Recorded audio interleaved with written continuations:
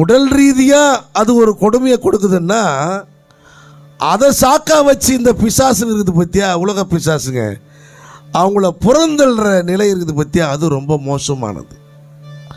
இன்றைக்கும் 21ஆம் நூற்றாண்டிலும் அப்படிப்பட்ட தாய்மார்களின் உதிரப்போக்கை நம்ம என்ன சொல்கிறோம், வீட்டுக்கு தூரன்றோம். வீட்டுக்கு தூரம். கிராமங்களில் இன்றைக்கும் கூட அப்படி உதிரப்போக்கூடிய பெண்களை ஓரம் வைக்கிற சூழல் இருக்கிறது. அவர்கள் எல்லாரும் புழங்குற பாத்திரத்தில் புழங்க முடியாது. அவர்களோடு படுத்து உறங்க உறவுகள் இருக்காது. தொடப்பு கட்டையும் உலக்கத்தடியும் இருக்கும். அவ்வளோ நேரம் அவங்க வெளியே தான் இருப்பாங்க. இந்த மாதிரி பழமைவாத சிந்தனைகள் ஊறி போயிருக்கிற காலம் இன்றைக்கும் இருக்கிறது.